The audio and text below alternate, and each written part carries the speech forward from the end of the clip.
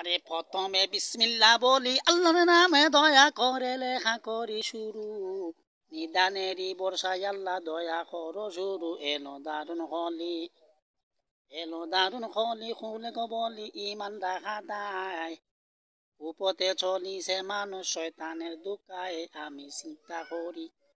আমি চিন্তা করি সবাই আমরা মিলে মিশে ভাবিয়া চলি।